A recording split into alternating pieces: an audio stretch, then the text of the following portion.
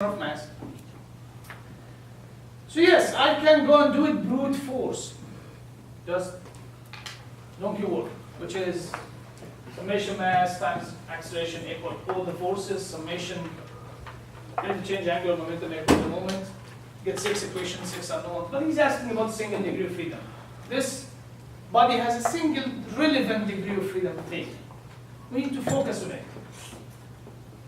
So if you write down summation forces, mass times acceleration equals summation forces, you can immediately see that the 3 reaction forces, which are unknowns, they will pop up, right? And they are 3 unknowns. So probably these 3 equations will not give you anything but the reaction forces after you solve the motion already. So will not give you the motion. Well, so let's talk about the angular momentum. If the translational degrees of freedom or the translational equation will not solve the problem, let's talk about the rotational version. And indeed, you should have expected this from the beginning because your motion is rotational, right?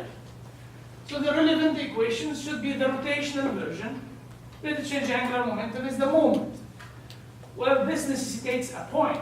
Is it the center of mass? Is it an inertial fixed point or a arbitrary point? We need to pick a good point. What good point do you suggest? Pin. What? I didn't hear you, sorry. The pin point. The pin point, yeah, I didn't give it the name, I'm sorry, let's give it the name O. Indeed, the point O, if you take the moment at the point O, all the reaction forces will go away, right? Still need to play with the 2 torques, but 2 unknowns is better than 3 or 5, right? So hopefully if you do the summation moment about point O, you have 3 equations, 2 for the unknown torques and 1 for your dynamic and degree of freedom. So let's do it. We're going to do this. So very similar to this equation. Since O is inertially fixed, I'm going to do the same. I'm going to define HO, which is I about O, omega, in the body axis. Then I'm going to say HO dot is equal to MO. This is my plan. Now we're going to do it fairly quickly.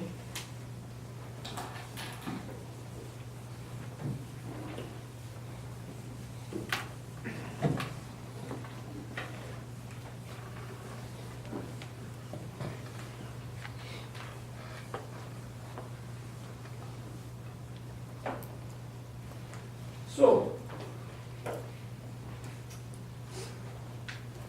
one thing I need to tell you, if you have a rod like this, right? We already know that this is 1, this is 2, this is 3, that I11 is 0, and I22, I33 is what? ml squared over 12, correct? If you do it here, then it will not be ml squared over 12, it will be ml squared over 3. Because this is what I'm going to do now. I need I-O. Let's see how to construct it, please. Just give me a second.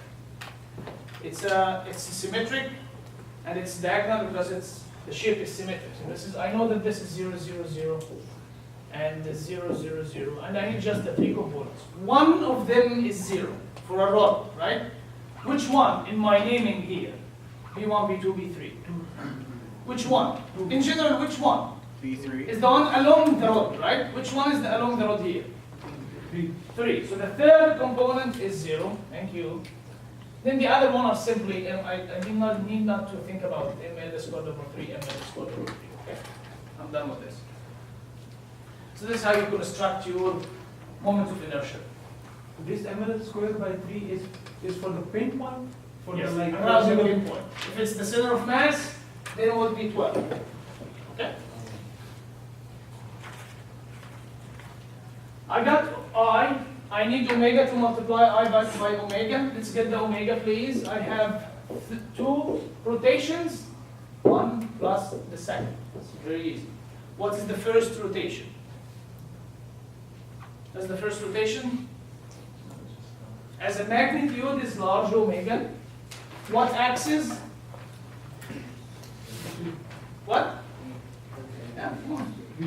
What axis? The first rotation, large omega. Yeah, N3 or E3, thank you so much. So this is, it's up to you, N3 or E3. Plus the second rotation, what's its magnitude? Omega. How much is it? Is it the same omega? Same? Of course not. How much is it? What? Theta dot, right? It's theta dot, as simple as this. Yeah, and what axis? Let's talk about this. What's the axis? We already said it from the beginning. It will be negative E2 or negative B2, right? So this is negative E2 or B2. We already discussed. So I'm done with my omega actually. Remember that this equation, I times omega, has to be in the body axis. I is already in the body axis by definition, for sure, always the case. Omega, you need to write omega please in the body axis. Luckily, the second term is readily in my B's. I need just to write E3 in terms of the body axis. And this is why I had this from the beginning. Always do this in a separate way, not on the same thing.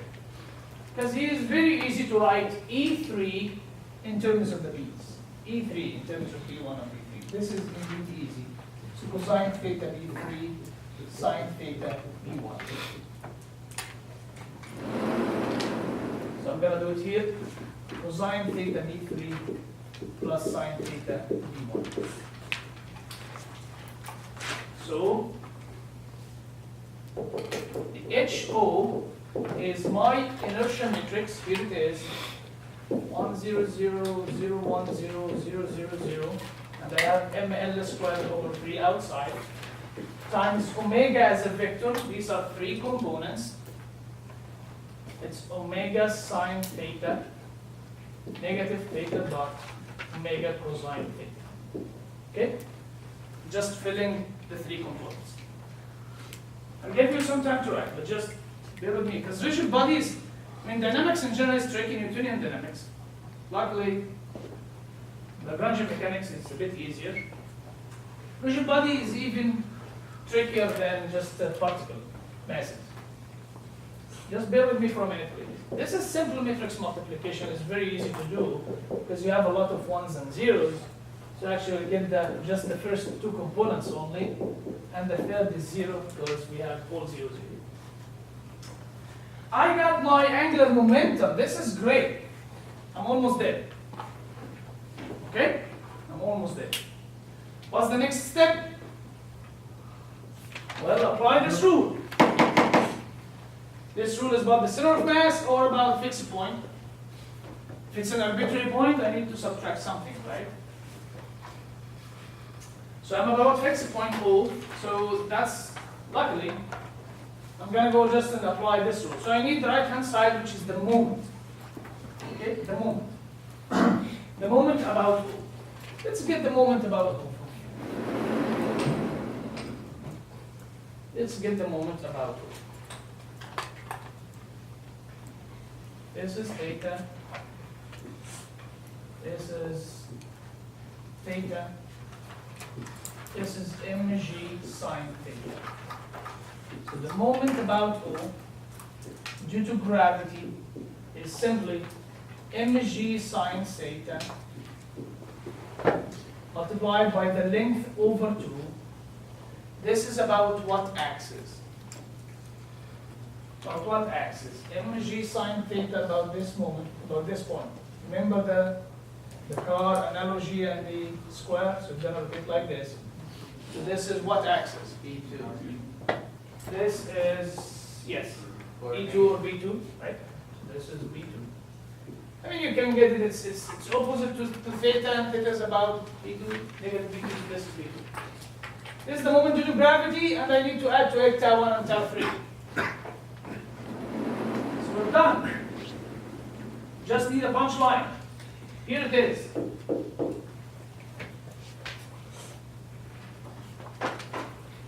So let's write the equation. So it's HO dot, which is I omega. I already got this. Omega dot plus omega cross I omega equal the moment. Let's do it directly. It doesn't. Here's HO. Let's get its derivative, please, in the axis. So ml squared over 3. Let's differentiate simply the components. So omega is constant. Cosine theta, theta dot. Okay? The second is negative theta double dot. The third is 0. This is very easy. So I just differentiate the components. Then I need to add what? Need to add what? Exactly, omega cross this vector. Here is the way I like to do cross product for 2, 3 components. I do it using a determinant. Put here B1, B2, B3, or IJK, your unit vectors. Components of the first vector. I'm doing omega cross a vector. So the first vector is omega. Here is the components, ml squared over 3, omega sine, negative theta dot and 0. Oh, I'm sorry. The first vector is omega. This is omega. So omega sine, negative theta dot, and omega cosine. The second vector is this guy, which is omega sine, negative theta dot, and 0. And you compute the determinant.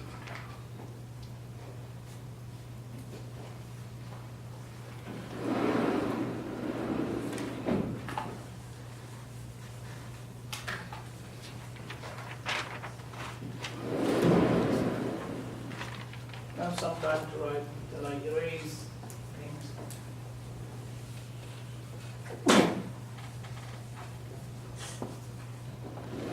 Okay.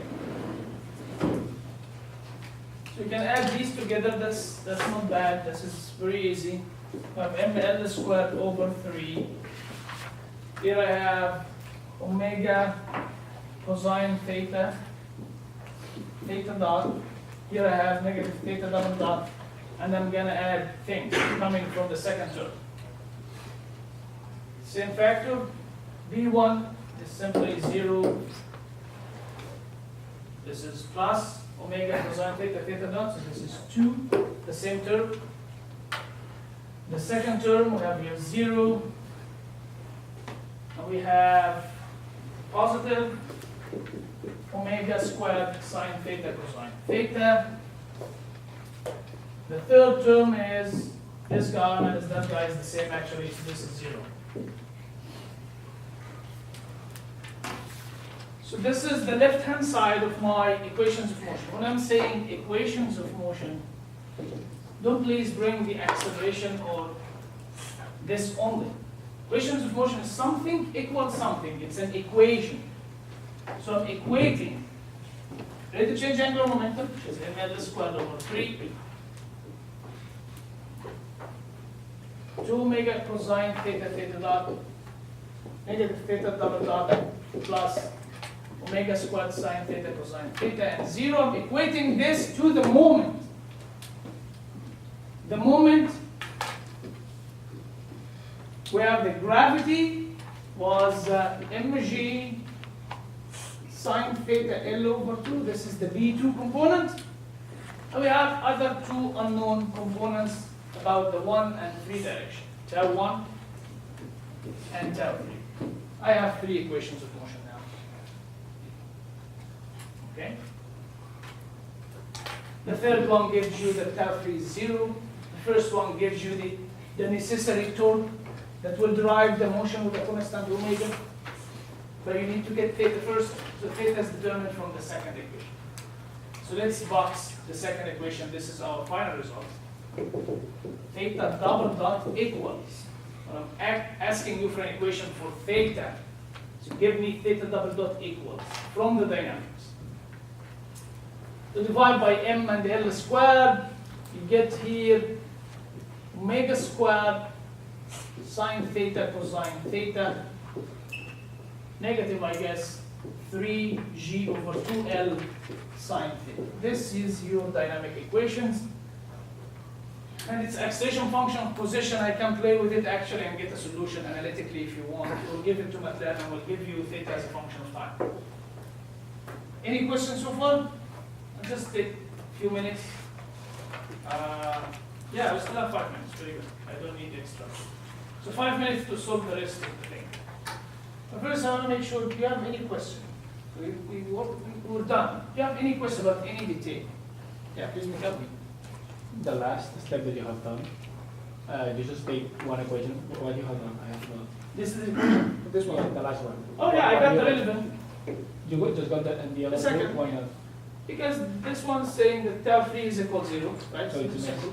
necessary also, I guess. Yeah, I mean, these taus are the torques applied by the motor or whatever through the pin to your rod, right?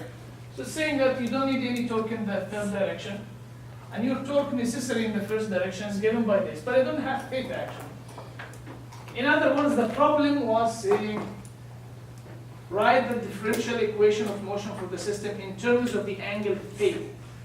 So now It needs the theta dynamics. Theta dynamics meaning theta double dot equals. Okay? This is the relevant equation. The second equation is the relevant equation. After solving this and having theta as a function of time and theta dot, go back here, substitute to get the necessary torque. Okay? If it's required. Any question? You have a question? Nick? Same question? No, I don't know why there's no torque in R2 instead it's in, sorry, there's no torque in R2. B2. B2, sorry, and instead it's in B3. Very good. This is very good. Because you allow the it's either you allow a motion or you prevent a degree of freedom. If you allow a motion, this means that you're not exerting any resistance. So there is no, since I'm allowing motion, I'm allowing motion for theta. The pen allows motion for theta, which is about B2. So there must not be reaction torque about B2. I'm preventing the other degrees of freedom, then there are corresponding reaction forces and torques. Okay. Good. Joseph, yes please. Can you move the board up again? Sure. Can you explain again what you did on line 3 on that board? This one? Yeah, what is that? How do you get that line? Yeah, thank you. So this is HO here, Okay. angular momentum. I'm simply going to differentiate it and equate to moment. Okay. So this third statement is just the derivative. Gotcha. It's written in the body axis, so just differentiate the components plus omega cross. Okay. Any question? Okay, I have a couple of seconds, or a couple of minutes actually, luckily. So to solve this easy thing, just harvesting some stuff. What? It's saying assuming theta is small,